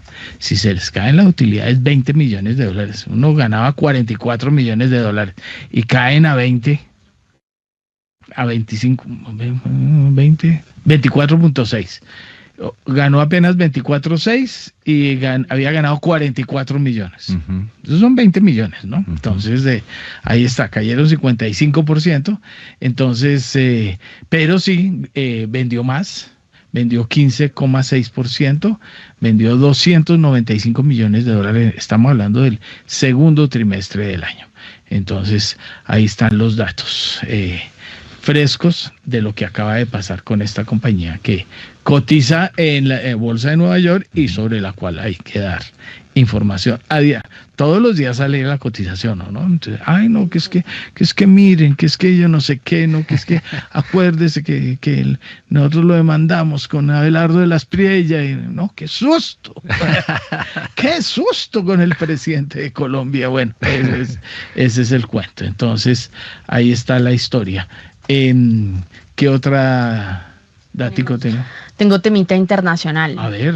Porque como siempre salió ya la información desde los Estados Unidos de las peticiones de subsidio por desempleo que subieron frente a la semana pasada. Se registraron en esta oportunidad 199,000 solicitudes a corte del 31 de julio y esto esta cifra es debajo de lo que se estaba esperando, pero subió en comparación con el último que se había dicho. Los analistas del mercado lo que estaban estimando para este informe de los subsidios por desempleo, que recordarán siempre se da los jueves, era 202,000 nuevas peticiones, pero han sido entonces 199,000, según ha dado a conocer hace pocos minutos el Departamento de Trabajo de los Estados Unidos. La semana anterior a esa, el dato había sido de 198,000, revisado entonces al alza 197,000, lo que significa una variación entonces muy leve frente a este nuevo dato a corte del 31 de julio frente a esas solicitudes, que es una medida de fortaleza en el mercado de trabajo y un número superior al anticipado o a lo que prevén los mercados indica debilidad en el campo laboral y también influye en la fortaleza y en la dirección de la actividad económica de los Estados Unidos. Por eso cada jueves el Departamento de Trabajo da a conocer este dato. Exactamente, ahí está la otra historia. Aquí dice, la variación del margen bruto reflejó principalmente mayores costos de materia prima. Dado el precio promedio del aluminio, hay que recordar que hay mayores aranceles al aluminio en Estados Unidos, incluyendo la prima del Medio Oeste, que aumentó aproximadamente 77% interanual. Carajo. Ellos dicen que siempre son... ¿Cuándo ha oído usted un pre-release de Tecnoglass que no diga resultados récord? Y todos los medios son récord, otros récord. Pues ahí está, cayeron. Entonces, ¿y por qué más? Mayores costos laborales relacionados con el ajuste del salario mínimo en Colombia, imagínense, 23%. Como tienen 7,500 empleados sin sindicato, ¿no? Claro. Ay, que tengan sindicato. Mucho cuidado. Un fortalecimiento del peso colombiano, que se apreció aproximadamente 14% interanual. Y aproximadamente $700,000 en costos de indemnización por despidos relacionados con reducciones de personal. Reducciones de personal asociadas con la eficiencia y automatización de la empresa. Entonces hay despidos en Tecnoglass. Entonces da uno esa noticia, es que ustedes son lo peor, no buscan sino lo malo. Ahí está el informe. Eso no, público. Exactamente, público que como, y lo estamos sacando de la SEC de Estados Unidos, a donde tienen ellos que reportar. Entonces ahí dice claramente 0,7 millones de dólares en costos de indemnización por despidos relacionados con reducciones de personal asociadas a iniciativas de eficiencia y automatización de la empresa, ¿sí? Entonces, ahí está la noticia también. Tecnoglass reconoce despidos. ¿Qué más puedo hacer yo, no? Entonces, ahí está la idea, entonces. Pero como es Barranquilla, entonces, no, que es que Héctor Mario tiene, que es que como tú tienes contra el Junior y contra Barranquilla, pues acuérdate que cifras, hechos y datos. No, y además es la capital de Colombia ahora. ¿No? Claro. Entonces, no, qué pena y qué miedo, ¿no? Bueno. Y de la subdirección de policía. Bueno, nada menos. El anuncio de ya nombrados los comandantes de policía y cómo va a tener sede allá también, todo allá. Y en la aduana, ¿y qué vidrios se están colocando en la aduana? ¿Qué vidrios se están colocando en la aduana de Barranquilla? Donación. Claro. Ellos que son bondadosos, que van a querer algo a cambio.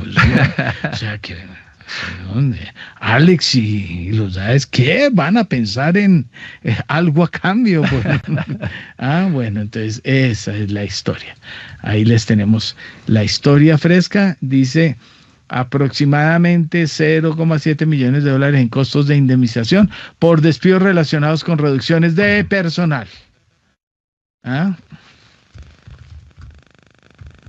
Entonces, ¿qué puede decir uno aquí en el título?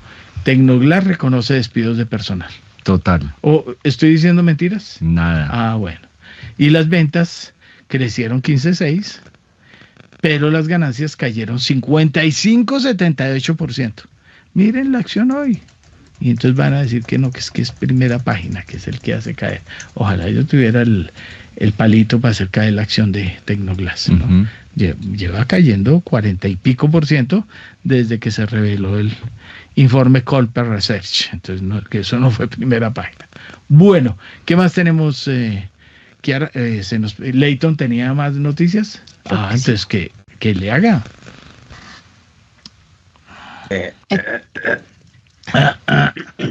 Ya completo. Cuídese ese. Ya completico. Bueno. Ya está completo. Mentiras. Oiga, venga, repítame, diseccióneme un poquito más esos datos de Propal porque son preocupantes. O sea, la primera decisión, que fue la que revelamos ayer, es que las supersociedades le devolvió la petición de que se declare la liquidación judicial de Propal, que pertenece a la organización Carvajal, porque les faltan unos documentos, actualización de unas cifras, aclaración de unas cifras de deudas, de yo no sé qué más. Y la noticia con la que usted nos sorprende hoy es que no fue una, no fue dos, fueron tres. Así los amigos que te vieron chupando caña. Chupando lo que sale de la caña. Exactamente. Bueno, entonces cuénteme la historia, qué fue lo que hallamos. Primero que todo, la Superintendencia de Sociedades inadmitió la solicitud de liquidación de Propal. Ojo, insistimos con esta cifra, 771 mil millones de pesos de pasivos. Le dio un término de 5 días. Esto no significa que no la va a aceptar, lo va a aceptar. Además, contrataron unos abogados que en la nota están los nombres y tenemos, pues, obviamente, los documentos, los estoy buscando por acá. Aquí lo tenemos. Son de Filip Prieto Carrizosa Ferrero, entonces pues es una firma que conoce bastante el tema, es decir, ellos van a no apelar sino a llegar los documentos. Sí. Nombraron, creo que si no estoy mal, a 5 abogados de la firma para toda esta negociación. Entonces le dio un término de 5 días para completar información del inventario de activos pasivos so pena del rechazo, porque no lo va a rechazar. El escrito de solicitud había sido radicado en las recientes semanas, como lo señaló Primera Página, por un apoderado del representante legal de la sociedad, en medio de una crisis financiera que, según la propia compañía, pone en riesgo a 550 empleos. Ahora, Propal también solicitó la liquidación de sus filiales Supapel y Papel Fibras dentro del trámite de insolvencia ante la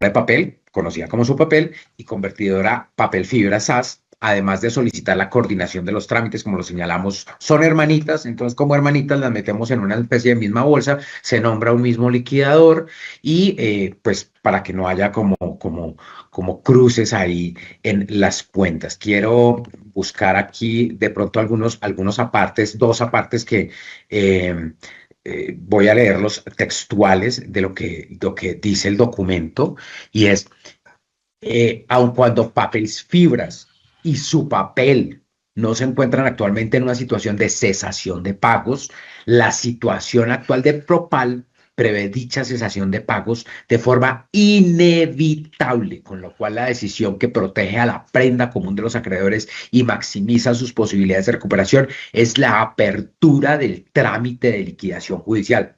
Insistimos, entonces no solo Propal, sino las dos, porque pues tienen vínculos bastante fuertes. En vista de lo anterior, los representantes legales de las dos firmas, Papel Fibras y Supapel, debidamente autorizados, coadyuvan con su firma la presente solicitud hecha pues por representante legal y por los abogados que le presentaron a la Superintendencia de Sociedades. Entonces, Héctor, 550 empleos más.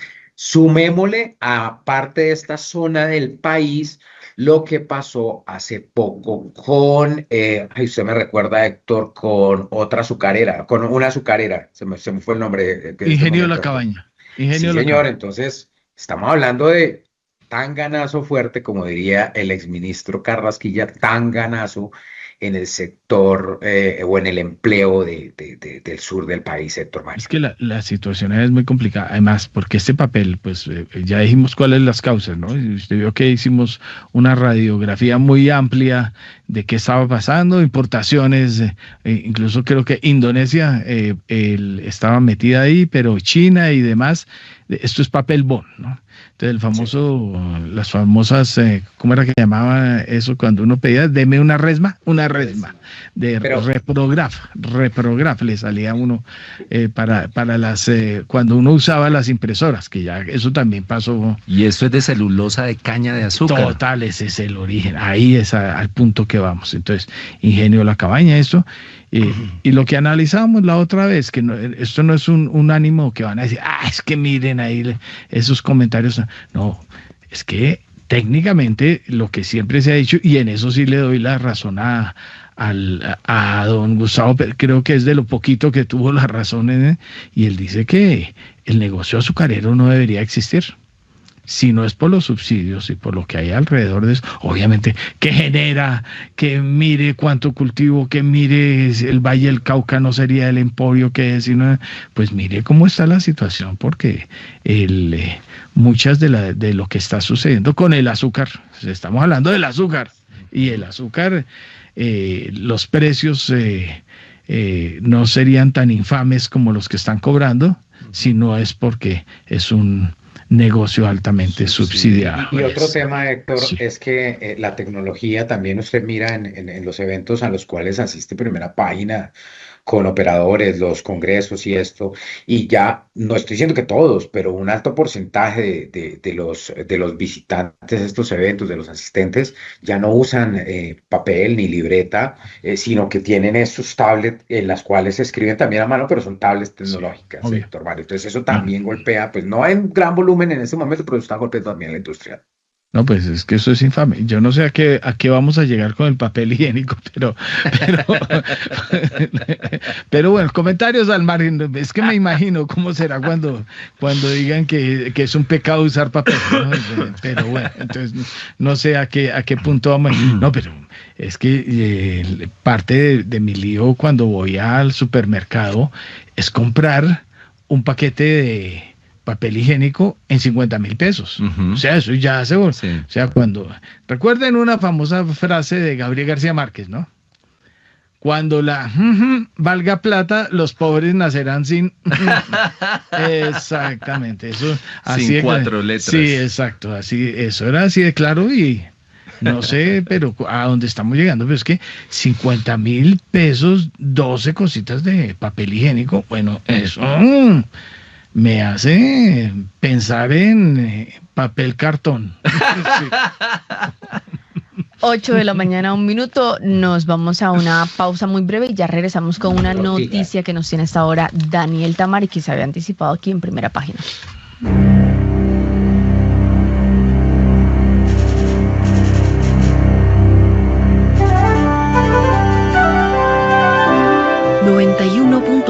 Javeriana Estéreo, Bogotá. HJKZ. Sin fronteras.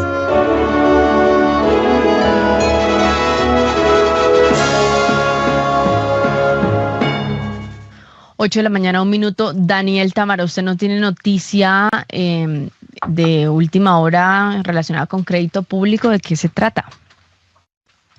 Sí, es que ahora pues le acaban de confirmar a Primera Página que efectivamente el nuevo director de crédito público que va a ser en el gobierno entrante será César Arias, quien vuelve, como ya lo habíamos dicho, a este cargo que lo ocupó entre 2018 y 2022. César Arias entonces regresa a la dirección de crédito público en reemplazo de Javier Cuellar. Y bueno, como lo veníamos también sacando en varias notas, su principal foco inicial va a ser contener el costo del endeudamiento colombiano. Recordemos que veníamos hablando de que el gobierno, al especificar gran parte de la deuda en los recientes meses, pues elevó el costo al que se estaba endeudando. Pues seguramente la nueva estrategia que traerá el nuevo gobierno en cabeza de César Arias, pues va a ser contener ese costo de financiación a través de darle mayor prioridad al endeudamiento en deuda externa. Particularmente podemos hablar de acudir a mercados internacionales con bonos, eso sí, respaldados por garantías de la banca multilateral que puedan abaratar el costo de la deuda. De acuerdo con cálculos incluso del que será nuevo director de crédito público, César Arias, esas garantías podrían reducir hasta en 190 básicos las tasas de interés en colocaciones de bonos en dólares, no pagar las tasas del 7%, sino más bien del orden de 5,2% en plazos que podrían ser de 10 años o más. Entonces, esa es la noticia, digamos, vuelve César Arias a la dirección de crédito público con una estrategia que seguramente le va a dar prioridad en los primeros meses al endeudamiento en moneda extranjera. Daniel, aprovechémoslo, ya que lo hice salir del baño, es el asunto de planeación nacional. O sea, me preocupa, que no sé si ya habíamos hecho referencia más temprano, pero no hay jefe de planeación nacional y segundo, no hay plan nacional de desarrollo aún. O sea, este ultra bien planeado triunfo, obviamente que no tenían ni idea que iban a ganar, pero el asunto es, no, ¿cómo que estamos sin plan de desarrollo? O sea, estamos sin la guía de qué va a ser esto. Y como lo vengo diciendo, ya saben quiénes son los contratistas, ya saben quién va a poner los vidrios en la sede de la aduana de Barranquilla, ya todo eso ya se sabe, pero no se sabe Plan Nacional de Desarrollo, que es la guía de navegación del gobierno, y segundo, planeación nacional. Pues aquí hubo una virtud de las muchas del gobierno actual, ¿no? Acabó con planeación nacional, ¿no? Total, o sea, que es parte de lo que ha venido pasando. O sea, era la cuna de los economistas, la cuna de todo lo que debe pasar en el país es planeación nacional. Por ahí pasaron los más ilustres líderes económicos del país, pero ahora eso está, pues eso se volvió FONADE, ¿no? Contraticos chimbos y triste el nivel que le dieron a los personajes que pasaron por ahí en este gobierno. Esperando también el DANE. Sí. ¿Quién va a llegar al DANE? Exacto. Porque ese es otro. Bueno, ese sí ha tenido unas grandes ventajas y que siempre ha sido técnico. Por ejemplo, sí. la señora que estuvo ahora era técnica, sí. O sea, puede ser mamerta, pero sí. No, pero ¿sí me entiende? Sí. Entonces, y pasa lo mismo con los demás. Daniel Tamara, ¿qué pasa con planeación? Sí, Héctor Mario, efectivamente, a un día de la posesión del nuevo gobierno, pues todavía no está decidido quién va a dirigir el Departamento Nacional de Planeación. Y como bien lo decías, pues una de las primeras cosas que entra a hacer un gobierno es hacer su Plan Nacional de Desarrollo. De hecho, a los pocos meses de que se posesiona, usualmente se publican las bases del Plan Nacional de Desarrollo, en este caso, Plan Nacional de Desarrollo 2026-2030. Si bien pues el proyecto de ley se presenta hasta el próximo año, después de marzo, se lleva usualmente al Congreso de la República, pues siempre, como decimos, al comienzo de cada gobierno se publican esas bases que pues son una referencia de los temas estratégicos que va a tener el gobierno que entra, y pues son una hoja de ruta para los 4 años que va a estar en el poder dicho gobierno. Entonces llama particularmente la atención que a la fecha pues no se haya decidido quién va a dirigir el Departamento Nacional de Planeación, y entonces pues estamos a esta expectativa y pues obviamente pues a conocer cuáles son esas bases del Plan Nacional de Desarrollo 2026-2030. 8 de la mañana, 6 minutos. Gracias, Daniel. Vamos a estar muy pendientes a lo que puedan ser estas próximas horas previas a la posesión, pero mientras tanto vamos a contarles que ya abrió el dólar en Colombia. A esta hora, abren los mercados en Colombia. La apertura del mercado hoy en Colombia inicia operaciones en 3.190 pesos. Esto es una alza de 13 pesos frente al cierre que tuvo el dólar ayer en Colombia de 3.177. Dólar en Colombia a esta hora 3.190 pesos. Además, aprovecho para contarles el pronóstico de Primera Página que abarca no solamente la apertura, sino toda la jornada completa hasta la 1 de la tarde de este 6 de agosto. Estamos hablando que según el asesor del área cambiaria, Mauricio Zúñiga, para Primera Página, hoy la volatilidad estimada estaría en 60 pesos, teniendo en cuenta factores, por ejemplo, como las peticiones de subsidio por desempleo de Estados Unidos que les contamos más temprano, y el rango que se espera hoy para toda la jornada es mínimo 3.160 pesos y máximo 3.220 pesos. Parte de lo que manifiesta Mauricio Zúñiga en su informe para Primera Página es que la jornada de hoy será la última tasa representativa del mercado de la administración Petro y va a quedar para las estadísticas. Lo que dice él es que muestra un peso revaluado, pero una economía maltrecha y complicada, es lo que da a conocer Mauricio Zúñiga en su informe para Primera Página, donde además finaliza diciendo que el comportamiento del mercado cambiario del lunes ya comenzará a descontar las medidas que va a tomar la administración de la denominada Patria Milagro, que agrega: esperemos que por el bien de todos sean las más adecuadas. Así que si nada extraordinario ocurre, hoy la volatilidad estaría en 60 pesos. El último día de este gobierno y mañana el primer día de la Patria Milagro. Ténganse por ahí, ya oyeron cómo es. Despidos en Tecnoglass, o sea, Barranquilla, mírenlo, ahí está. Entonces, la nueva capital de Colombia arranca con despidos de una de sus empresas insignias. Bueno, ¿qué más tenemos a esta hora? Tenemos a Rolando, que también nos serie, tiene noticias allí empresariales, más noticias. Rolando, adelante. Bueno, una noticia. Venga, Rolando, deme, porque aquí me están haciendo fieros de que se va a ir. ¿Cómo es el cuento de los drones? Colombia en los últimos 4 años cayó impresionantemente la inteligencia, la contrainteligencia. Sí, y eso es que cayó en manos de quién. O sea, exactamente. El M19 imagine, con los datos de uno. Exactamente. Y hay informes de inteligencia que muestran la entrada de más de 1.000 drones en los últimos 6 meses.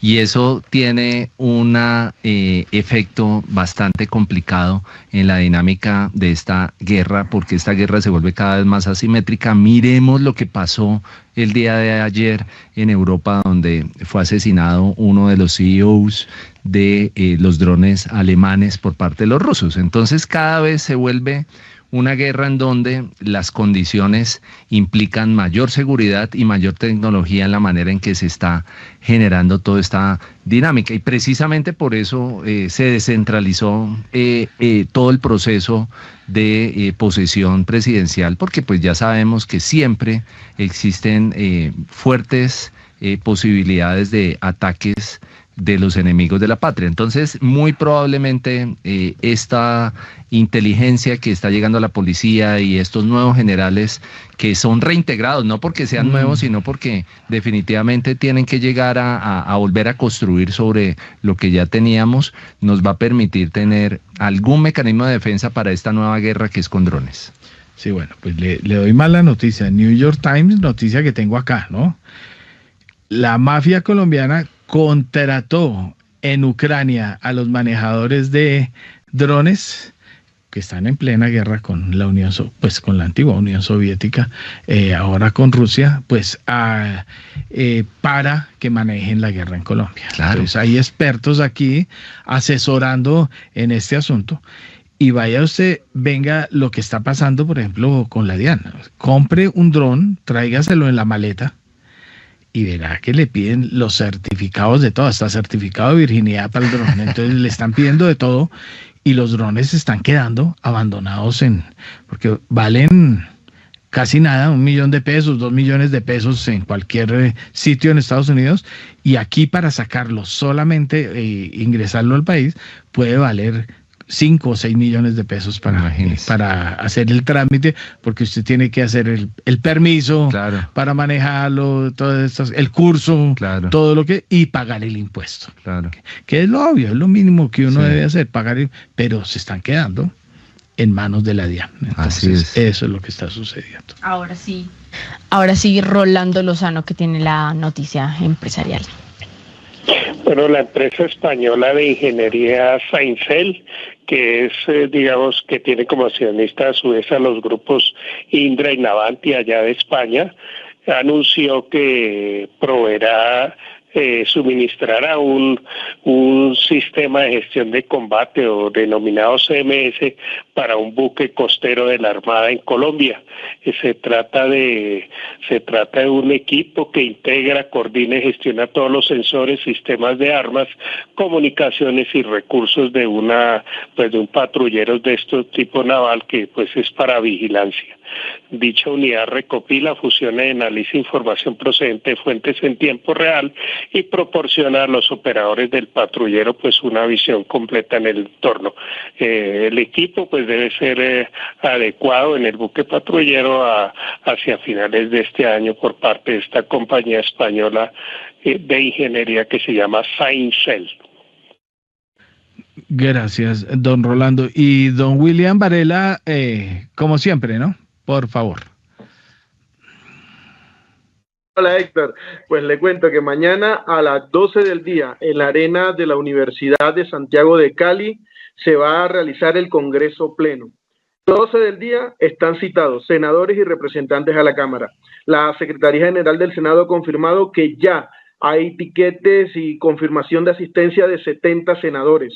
Y en la Cámara de Representantes hay confirmado la asistencia de 117 representantes a la Cámara, con lo cual habría quórum para tomarle posesión al nuevo presidente de Colombia. A las 2 de la tarde, una comisión especial de congresistas de la bancada de gobierno, Salvación Nacional, Centro Democrático, Liberales, la U, bueno, todos esos que están con el nuevo gobierno, Cambio Radical, para que no se molesten, todos ellos van y recogen a Abelardo de la Espriella y a su vicepresidente en un recinto cercano. Allí lo recogen y lo van a llevar hasta el Congreso Pleno y sobre las 3 de la tarde se le hará el juramento. El juramento lo realizará Honorio Enríquez, presidente del Congreso, en este caso presidente del Senado de la República. Posteriormente vendrán 2 intervenciones. Se habla primero la intervención del senador Honorio Enríquez. Bueno, no, otra vez Varela, pero...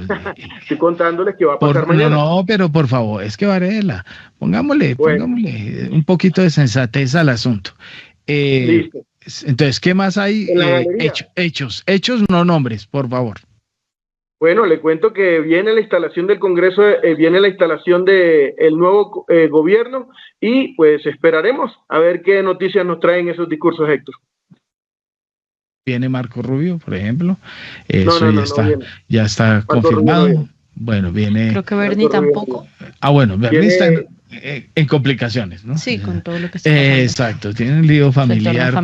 Tienen una pizza para bastantes miembros, se tiene un complique político, además porque Donald Trump está apoyando al yerno, ¿no? Al yerno de Bernie Moreno, entonces la cosa está complicada. Bueno, creo que ahí hicimos toda la tareita completa, bueno, a pesar de que hay una empresa poniendo los vidrios en la plaza de la aduana y adornando todo para el nuevo presidente, acaba de anunciar Tecnoglass despidos. Esa es noticia clave, la oyeron ustedes en directo en el informe que acaba de rendir ante la Comisión de Valores de Estados Unidos, con reducción de sus utilidades en más de un 55% en el segundo trimestre de este año. 8 de la mañana, 15 minutos. Nos vamos agradeciendo a los analistas que nos acompañaron en esta oportunidad, Diego Palencia y Nelson Vera, hoy bajo la dirección de Héctor Mario Rodríguez y la presentación de quien les habla, Kiara Severiche. Gracias por estar sintonizados con Primera Página Radio, este espacio informativo y de análisis económico en el que trabajan conjuntamente Javeriana Estéreo y la agencia de noticias Primera Página. Recuerde que mañana es festivo, quédese con la programación de Javeriana Estéreo, pero nos escuchamos nuevamente el lunes a las 6 de la mañana.